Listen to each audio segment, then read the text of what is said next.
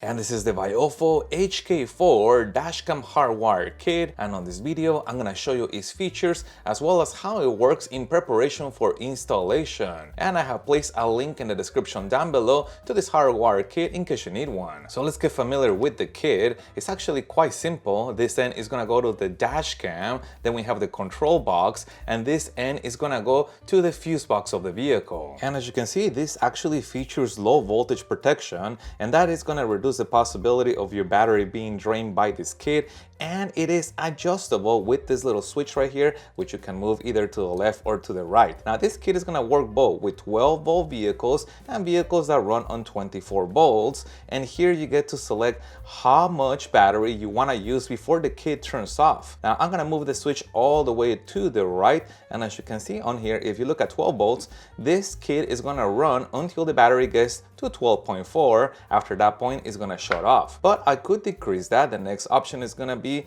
12.2. So now the kit is going to stay on longer. And then once the battery hits 12.2, it's going to turn off, and so on. And I could go all the way to the left. And the left is going to be the most aggressive setting, keeping the dash cam longer during park mode until the battery gets to 11.8. At that point, the kit is going to turn off park mode. So you can think about it this way. The switch all the way to the right is going to be the safest position. However, if your vehicle's battery is a little bit old or a little bit weak, 12.4 is so conservative that park mode may not ever come on at all. And if you go all the way to the extreme left, this is going to be the most aggressive position when you want the maximum amount of time of park mode at the expense of your battery being depleted a little bit more, again until it gets to 11.8, which at that point the kit will turn off. And if you're running this on a vehicle that runs on 24 volts, you have the corresponding 24 volt numbers right here, and they work the same way. This is going to be the safest position, and as you move this way,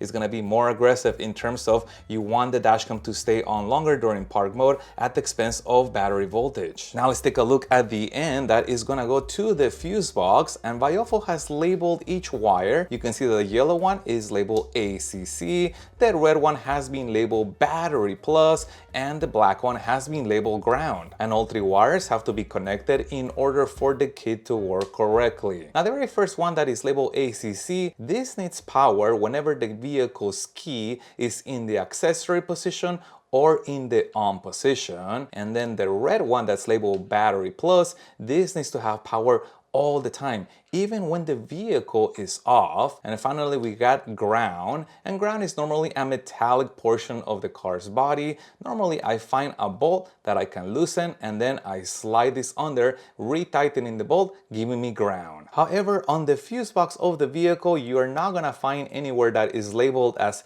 ACC or BAT. So how do you know where it's located at? Well, that requires physically checking the fuse box, searching for ACC and BAT, and I have already made a video showing how I find and locate both of these guys on any vehicle. If you guys want to see that video, I'll put a link to that in the description down below. But also notice that how am I gonna connect this wire to the fuse box when the fuse box is designed to take fuses, not wires? And that is where this solution comes in. This is called a fuse tap, and this attaches to the wire, and now notice that the end now looks like a fuse, and that allows me to tap the fuse box for power. Now in most cases there is gonna be empty spaces available, and some of them may provide either BAT or ACC, and then I can take my fuse tab and insert it in there. And in some cases there is not gonna be any empty spaces on the fuse box, so how am I gonna fit that fuse tab in here? Well, that is where this second space is gonna help me. I'm gonna go ahead and pull the fuse from the vehicle, and then I can take that fuse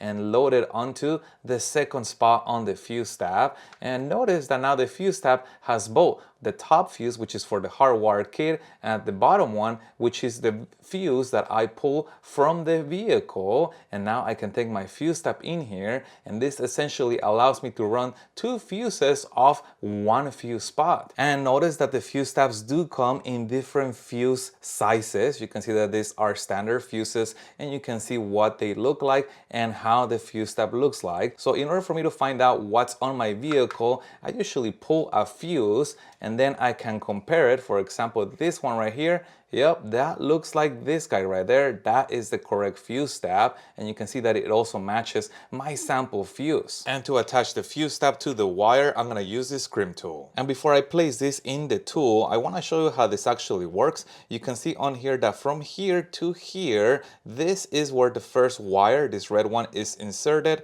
And then from here to here, this is where the new wire is gonna go in so we can make the connection. And where I'm gonna place the tool is gonna be right here, right smack in the middle of the second area, the area that is for the new wire. So now I'm gonna go ahead and place this guy into this tool, and I'm gonna line up the tool so I can place the indentation in the middle of that area that I show you, the second portion right here, which is where the new wire is gonna be inserted. And also notice that the wire that comes from the hardwire kit has already been stripped, which means allows me to do this. And I can have the wire exposed, and then I can go ahead and insert it into here. And the key to inserting this wire is to make sure that I center this so it goes inside of that cavity, and then I kind of bottom out. You can see that the red insulation, this plastic portion, goes in here and it stops right here. Now the wire is inside of where I want it to be. Now right before I crimp, I double check that my tool is still placed where I want the crimp to be and that the wire is inserted in there, and then I can go ahead and press down to begin the crimping.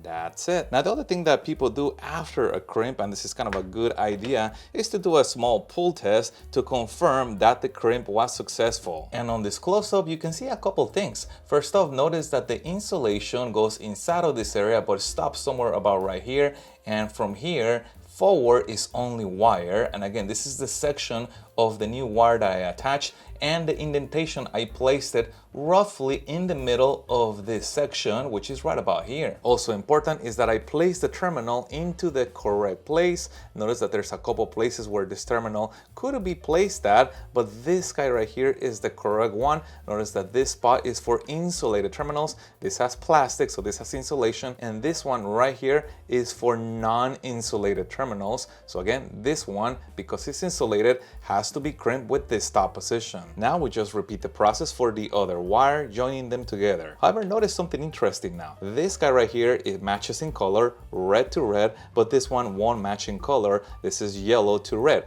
Now that's not a problem, it's just cosmetic. When I install this, I make sure that I'm going by the actual label, not the color of it, because in here now both of them look the same. Now there is one hardwire kit that I have found that does come with yellow fuse tabs. If you guys want to check that kit out, it's in the description down below. Not a common thing to have fuse tabs available in yellow color. Most of the time they're only going to be available in red. And there's one last important thing to know about fuse tabs, and that is that they are sensitive to orientation.